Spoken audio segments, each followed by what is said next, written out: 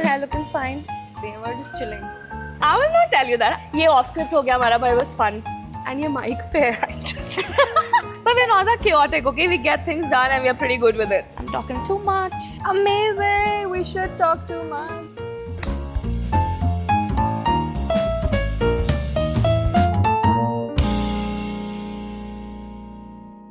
I really have to admit, after talking about color coding people in these different sections and becoming a sorting hat of sorts, today all I've done is think about all the different people I deal with on a daily basis, and I've just started sorting them in different sections.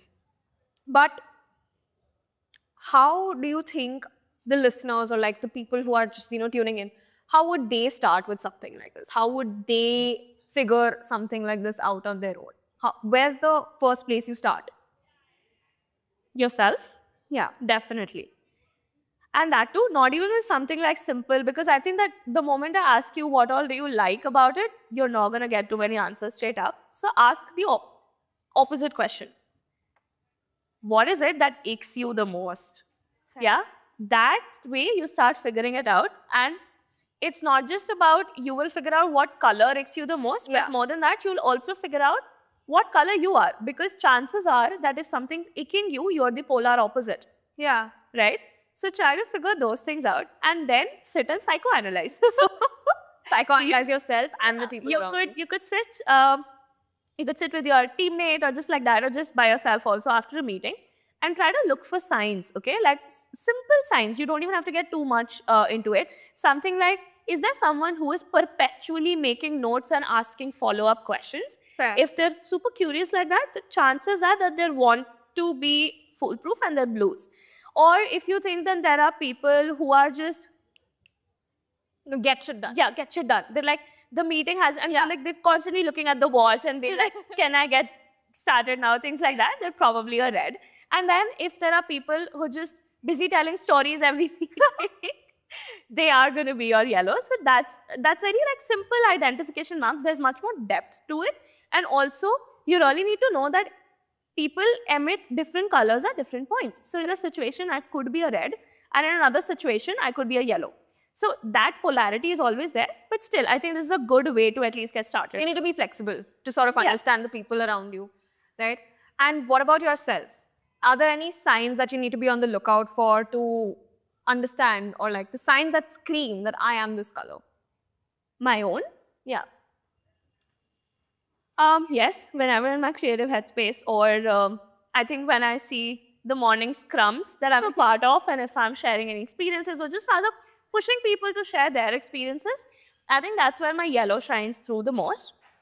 But my risk appetite is also quite high. That's where the red comes in. Yeah, that's where my red is coming in. Yeah. Understandable. That's completely true. And from what I know, you are a red-yellow mix. Now that my brain is working in that way, I can tell you are a red-yellow.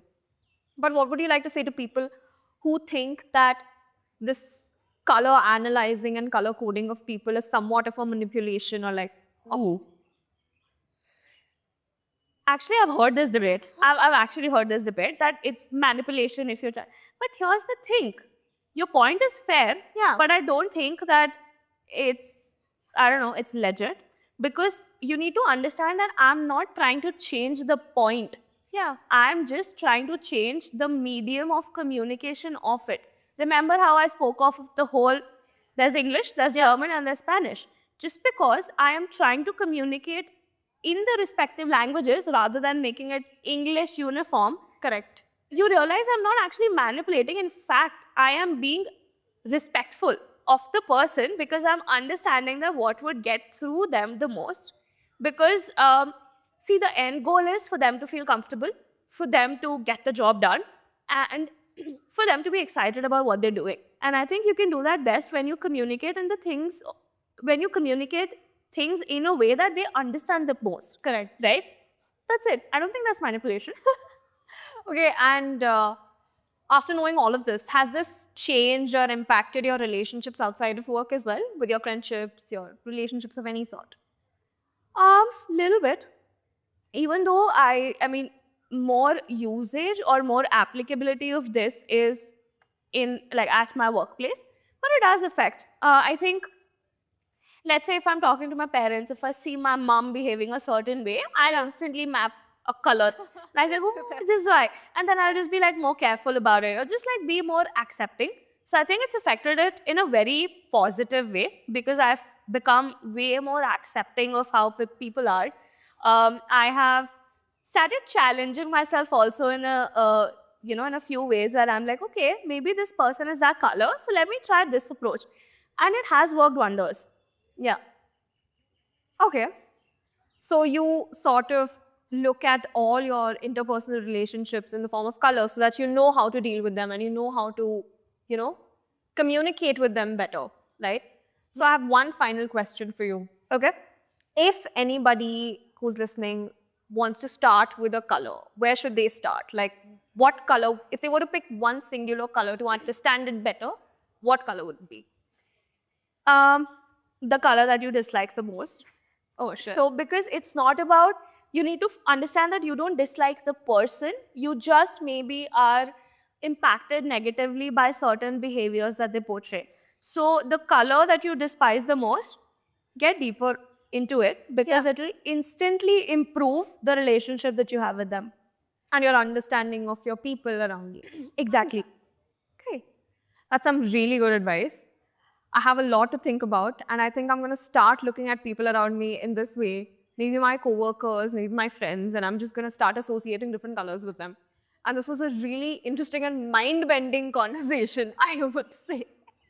We should definitely see what else we can talk about with regards to different colors and different people. But yeah, I think this was a lot of fun. Do you still think I should take a workshop on how to torture people? I think you should. I think that would be like the best alternate career path for you. No way, Labika. Come on. So, I think this brings us to the end of this session. Had a great second brunch with you, and can't wait to see what else we have in store. See you guys next time.